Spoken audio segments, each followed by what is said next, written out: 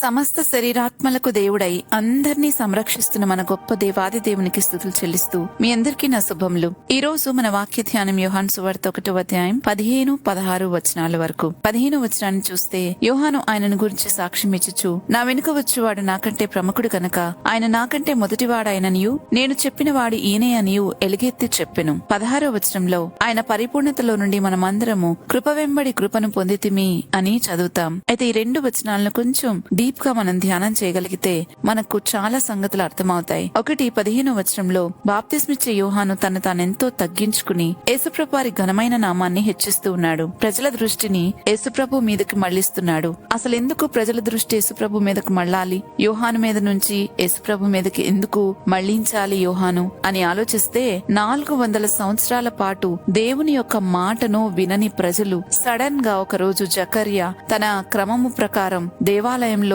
పరిచర్య చేస్తూ ఉండగా దేవదూత వచ్చాడు ఒక వర్తమానాన్ని తీసుకుని. ఆ వర్తమానాన్ని విన్న జకర్యా ఆ సంగతులు నమ్మలేకపోవడంతో అతని జీవితంలో ఒక సూచక్రియ జరిగింది. బిడ్డ పుట్టేంత వరకు, అంటే యోహాను పుట్టేంత వరకు అతడు మౌనంగా ఉంటాడు అని. అలాగే యోహాను పుట్టాక అతని పేరు రాసే రోజున ఆ సమయాన్ని అతని నోరు తెరవబడింది. అంటే ఎంతో వృద్ధులైన జకర్యా ఎలిజబెత్ కి ఆ రోజు దూత తెచ్చిన వర్తమానం అదే, యోహాను పుట్టబోతున్నాడు అని. ఇవన్నీ తెలిసిన ప్రజలు వారి అందరి దృష్టి యోహాను మీద ఉంది. ఇతను పెద్దవాడే ఏమవుతాడోనని. ఇంకా అతను తీసుకునే ఆహారం, అతని వస్త్రధారణ, అతను మాట్లాడే మాటలు అన్నీ కూడా యాజకులు, శాస్త్రులు, పరిసయ్యులు మాట్లాడిన విధంగా లేవు. అవి వేరుగా ఉన్నాయి. దాంతో ప్రజలందరూ అందరి యొక్క దృష్టి అతని మీదే ఉండటంతో అతను అంటున్నాడు, నేను కాదు, నా వెనుక వచ్చేవాడు చాలా గొప్పవాడు అని. యోహాను సాక్ష్యమిస్తూ, నా వెనుక వచ్చేవాడు నాకంటే ప్రముఖుడు కనుక ఆయన నాకంటే ముందటివాడాయనని నేను చెప్పిన వాడు ఈయనే అని యేసుప్రభుని గురించి ఎలుగెత్తి చెప్తున్నాడు.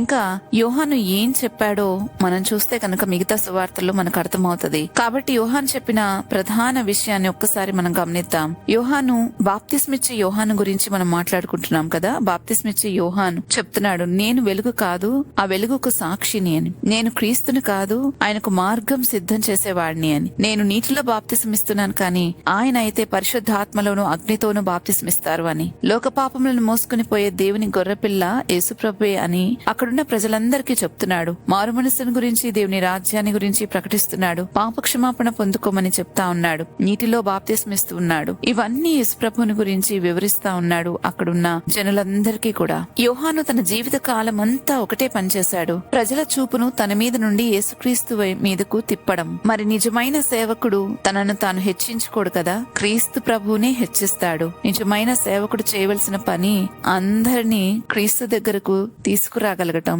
ప్రభుతో సహవాసం చేపించగలగటం, ఆయన గుణగణాలను ప్రచురపరచటమే కదా. ఒక సేవకుడు ఎలా పనిచేయాలో ఇక్కడ బాప్తిస్మిచ్చే యోహాను మనకు నేర్పిస్తా ఉన్నాడు. ఇంకా మనం 16వ వచనాన్ని చూసినట్లయితే, ఆయన పరిపూర్ణతలో నుండి మనం అందరము కృప వెంబడి కృపను పొందితిమి అని చూస్తాం. ఈ వాక్యము చాలా లోతైన ఆత్మీయ సత్యాన్ని మనకు తెలియజేస్తా ఉంది. పరిపూర్ణత అంటే ఇక్కడ కేవలం సంపూర్ణత అనేది అర్థం కాదు. పరిపూర్ణత అంటే నీకెంత కావాలో అంతటితో నిన్ను నింపగలగటమే. ఫుల్నెస్ ఆఫ్ క్రైస్ట్ అని ఇంగ్లీష్ లోను, గ్రీక్ లో ప్లెరోమా అనే పదం వాడబడింది. అంటే మనం ఆయన దగ్గర నుండి ఏదైనా పొందుకున్నాం అనుకోండి, ఒకసారి అడిగి పొందుకున్నాము, ఇంకా మళ్ళీ రెండోసారి ఇవ్వరేమో అని కాదు, ఇంకా అది మళ్ళీ ఇవ్వరేమో అనేది ఉండదు. అక్కడ ఖాళీ అయిపోతుందేమో అనేది కాదు. అక్కడ మనం పొందుకునే కొంది అక్కడ ఫుల్ గా ఉంటుంది. కాబట్టి మనకి మళ్ళా అవసరమైనప్పుడల్లా మనం ఆయన కృపను పొందుకోగలుగుతూనే ఉంటాం.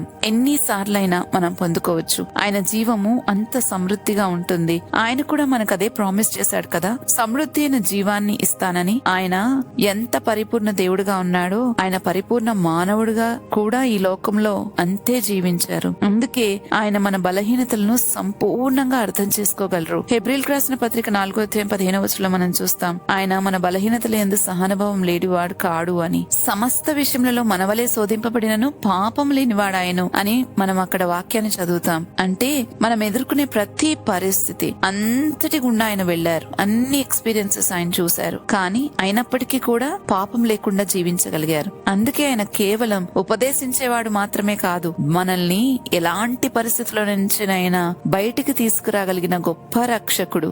కృప వెంబడి కృప అనే మాటను మనం ఇలా కూడా అర్థం చేసుకోవచ్చు. మన అవసరానికి తగినంత ఎప్పటికీ కొదవలేనంత అనేది. ఒకదాని తర్వాత ఒకటి కృప వెంబడి కృపను మనం పొందుకుంటూనే ఉన్నాం. ప్రభు అలా తన సప్లైస్ ని మనకు అనుగ్రహిస్తూనే ఉన్నారు. మనిషి తన సొంత శక్తితో పాపాన్ని జయించలేడు, ఎన్నటికీ జయించలేడు. పాపంలో పడిపోయిన మనిషికి బయటపడటానికి దేవుని సహాయం ఎంతైనా అవసరమే. అందుకే రోమిలకు రాసిన పత్రిక 5:20 చెప్పబడింది, ఎక్కడ పాపము విస్తరించునో అక్కడ కృప అపరిమితంగా విస్తరించబడింది అని. అంటే పాపం ఎంత లోతుగా ఉన్నా దేవుని కృప ఇంకా లోతుగా చేరుకోగలదు. ఒక మనిషి తన బలహీనతను గుర్తించి దేవుని దగ్గరకు వస్తే ఆయన కృప అతన్ని పైకి లేపగలదు. అందుకే కొరింథీయులకు రాసిన 2:12 ప్రభు అంటున్నాడు, నా కృప నీకు చాలును అని. ఇక్కడ యోహాను చెప్పదలుచుకుంది ఏంటంటే, మనము క్రీస్తు పరిపూర్ణతలో నుండి జీవిస్తున్నాం. ఆయనలో ఉన్న నీతి మనకు సమృద్ధిగా మనలోనికి పంపబడుతుంది. మనం సమృద్ధిగా నీతిమంతులం అవుతాం. ఆయనలో ఉన్న శక్తి మన బలహీనతలో పనిచేస్తుంది. ఎంత బలహీనతలో అయినా పని చేయగలదు. మనం పడిపోతే లేపే కృప, నడిపించే కృప, మార్చే కృప, చివరి వరకు నిలబెట్టే కృప అన్ని ఆయన పరిపూర్ణతలో నుండే మనం పొందుకుంటున్నాం. అందుకే ఆయన పరిపూర్ణతలో నుండి కృప వెంబడి కృపను పొందుకుంటున్నామని ఇక్కడ అపోస్తలుడైన యోహాను రాస్తూ ఉన్నాడు. పరిపూర్ణుడైన యేసుక్రీస్తు దగ్గరికి ఎవ్వరు వచ్చినా ఎవ్వరూ ఖాళీగా తిరిగి వెళ్లాల్సిన అవసరం లేదు. ఆయన పరిపూర్ణత ఎంత గొప్పదంటే మనకు కృప వెంబడి కృపను అనుగ్రహించగలదు. ఎలాంటి పరిస్థితుల నుంచి అయినా మనల్ని పైకి లేవనెత్తగలదు. ముగింపులో మనం గ్రహించవలసిన సత్యం ఏంటంటే, బాప్తిస్మిచ్చే యోహాను తన జీవితం అంతా తన మీద కాదు గాని క్రీస్తు మీదే కేంద్రీకరించుకున్నాడు. క్రీస్తుని చూపించాడు. అదే నిజమైన సేవ యొక్క లక్షణం. మన జీవితాలు కూడా ప్రజల దృష్టిని మన వైపు కాకుండా యేసుక్రీస్తు వైపు తిప్పగలగాలి. ఎందుకంటే రక్షణ, జీవం, కృప, సమాధానం, బలం ఇవన్నీ ఆయన పరిపూర్ణతలో నుంచే మనం పొందుకుంటున్నాం గనక మనలో నుంచి కాదు, ఆ క్రీస్తులో నుంచే. అందుకని మనము ఎప్పుడు కూడా మన గురి, గమ్యము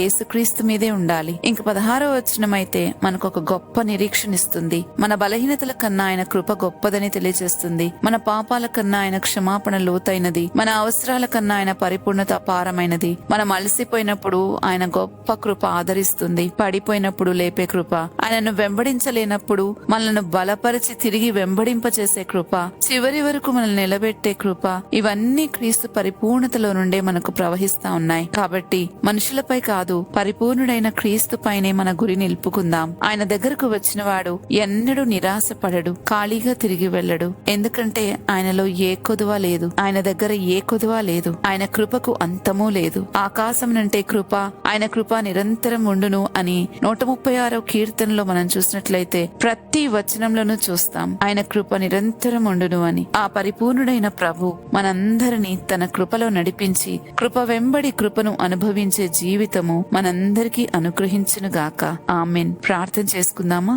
సమస్త శరీరాత్మలకు దేవుడవైన మా ప్రభువా, నీకు స్తోత్రాలు చెల్లిస్తున్నాం. తండ్రి, ఎంత సమృద్ధి గల దేవుడవోనని నీ లేఖనాల ద్వారా మేము తెలుసుకుంటూ ఉన్నాం. ఎలాంటి పరిస్థితుల్లో మేము ఉన్నప్పటికీ మమ్మల్ని పైకి లేవనెత్తగలిగే నీ కృప, అంతరిక్షం అంటే నీ కృప, ఆకాశం అంటే నీ కృప. నిజంగా నీ కృపను గురించి ప్రభువా మేమెంతగా తలచుకున్నా అది మాకు తక్కువే. మేమెంత అర్థం చేసుకున్నా అది కొద్దిగానే అర్థం చేసుకుంటున్నాం. కానీ విస్తారమైన నీ కృపను బట్టి నేనెంతగానో స్తుతిస్తున్నాం. మమ్మల్ని ఎంత ప్రేమిస్తున్నావో నీ కృపను బట్టి మేము అర్థం చేసుకోగలుగుతున్నాం. నీవు మాకిచ్చే ఈ కృప అన్ని సమయాలలో, అన్ని వేళలో, అన్ని సందర్భాలలో మాకు చాలినదిగా ఉంటున్నందుకే మీకు స్తోత్రాలు చెల్లిస్తున్నాను. దేవా, మేము నీ దగ్గర ఉండి లేమిలోనూ కొదవులోనూ ఇక బాధపడవలసిన అవసరం లేదని నాయనా నీ కృపను గురించి మేము అర్థం చేసుకున్నప్పుడల్లా మా మనస్సుకు ఎంతో ధైర్యాన్ని ఇస్తూ ఉంది. దేవా, నీ వింతగా నీ గుప్పిలు విప్పి ధారాళంగా ప్రతి ఒక్కరికి ఈ రీతిగా దయచేస్తున్నందుకు నీకు స్తోత్రాలు చెల్లిస్తూ మేము ఇంకెవరమైనా మాలో అయా సరి అయిన కృపను పొందుకోలేకపోతే మాకు ఆ దయతో అనుగ్రహించమని వేడుకుంటూ ఈ మనలన్నీ యేసుక్రీస్తు ప్రభువారి నామంలో బ్రతిమాలుతున్నాము తండ్రి. ఆమెన్. రేపటి ధ్యానంలో మళ్ళా తిరిగి కలుద్దాం. అంతవరకు దేవుని కృప మనందరికీ తోడైనను గాక. ఆమెన్.